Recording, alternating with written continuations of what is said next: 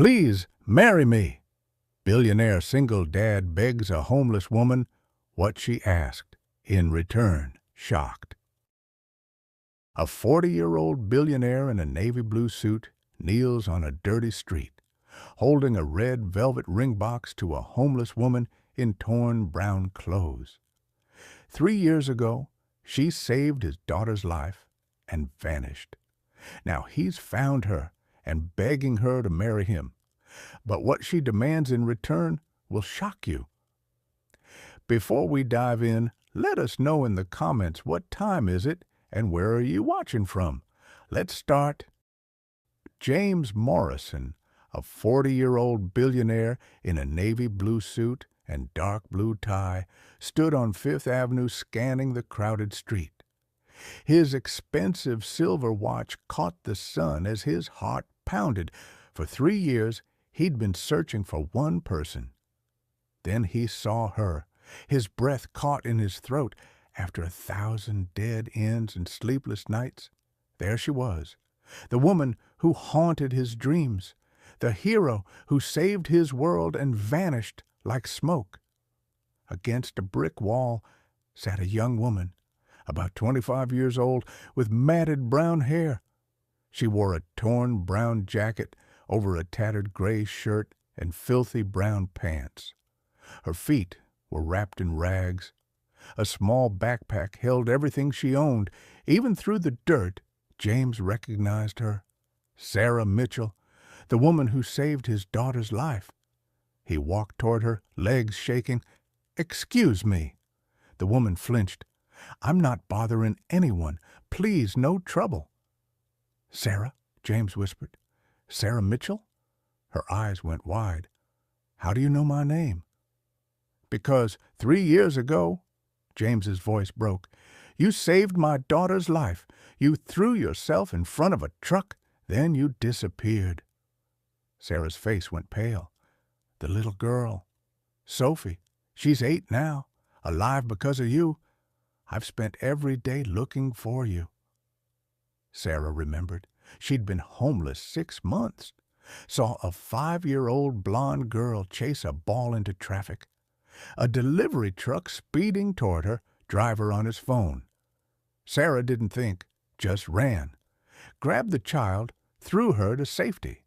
The truck's mirror slammed Sarah's shoulder. Blood everywhere. The man in the suit came running. Sarah stumbled away before he could ask questions. "You saved my baby," James said. "You were hurt. You asked for nothing. I hired 5 investigators to find you." "You don't owe me anything," Sarah said. "Anyone would have done it." 30 people watched. Only you moved. He pulled out a red velvet ring box, opening it to reveal a massive diamond. "I know this seems insane, but I've thought about this every day for 3 years. You risked everything for a stranger's child. Let me give you the life you deserve." "Sarah Mitchell, will you marry me?" People stopped dead. Someone gasped. Phones came out. "What?" Sarah looked shocked. "Are you insane? I know you're brave. I know you saved the most important person in my world. I know you've been on these streets 3.5 years. You deserve better." "So this is charity?" Sarah's voice turned cold. "Rich man saves poor homeless woman? No, this is me repaying an impossible debt. Please, just hear me out." Sarah stopped. "What kind of deal?" "The truth? My mother is dying. Cancer. 6 months left. Her dying wish is seeing me married, knowing Sophie has a mother figure. My wife died when Sophie was 2. It's been just us since." "So you want a fake wife for your dying mother?" "A partnership," James insisted. "You get a home, safety, food. Sophie meets her hero. My mother gets peace. Everyone wins." Sarah stared at this billionaire kneeling on filthy sidewalk in his perfect suit, holding out a ring worth more than she'd make in 10 lifetimes. Part of her wanted to scream yes, but she'd survived by being smart. "I have conditions," Sarah said slowly, and you won't like what I ask for. Anything, whatever you want. Careful what you promise, billionaire. Sarah stood, looking him in the eye. First, I don't want your money. No bank accounts, no credit cards. I'll play your wife for your mother, but I won't be a gold digger. James blinked, stunned. That's very reasonable. I'm not done. Second, I want a real job, not fake work. I earn my own money. Can you handle that? Of course. What work did you do? Social worker. Helped homeless teenagers find resources, housing, counseling. I was good at it. Then the nonprofit lost funding. I lost everything. Ended up here. I can make calls. Get you back into that field. Still not done, Sarah interrupted. Here's where you tell me to go to hell. I want you to fund a homeless shelter, not some tiny thing, a massive facility, a real shelter that actually helps people. She stepped closer. Women and children, full medical facilities, doctors, nurses, medications, mental health counseling, job training that leads to real employment, child care so mothers can work. Everything people need to escape the streets, not just survive. Do you know how much that would cost? Tens of millions, maybe more. Too expensive? Then take your ring and leave. She grabbed her backpack. Why? James asked desperately. Why not ask for yourself? Cars, jewelry, clothes? Sarah's eyes filled with tears.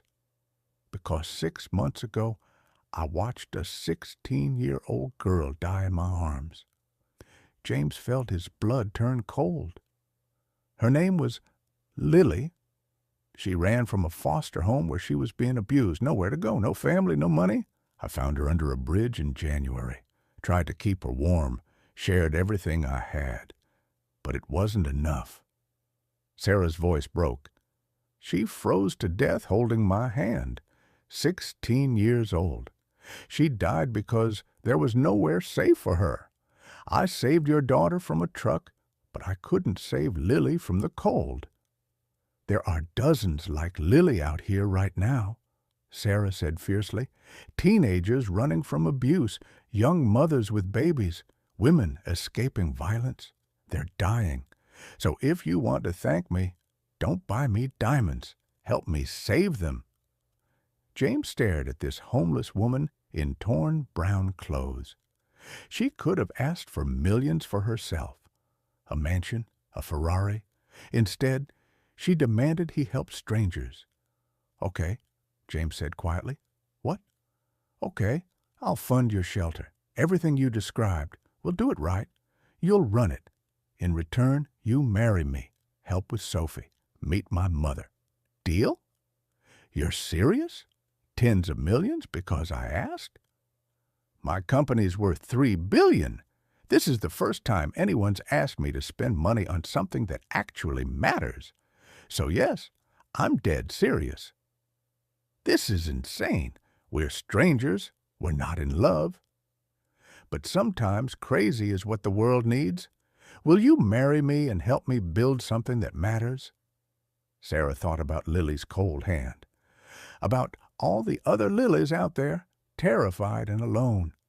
Yes, Sarah whispered. God help us both. I'll marry you. James slipped the ring on. Too big on her thin hand, but it caught the sunlight. People applauded. Someone yelled, "This is going viral. Let's get you home. Sophie's waiting 3 years to meet you." Wait, I have a dog, Max. He's kept me alive 2 years. Wherever I go, he goes. A scruffy brown mutt appeared, wagging nervously. James laughed. Of course you have a dog. He's family now, too.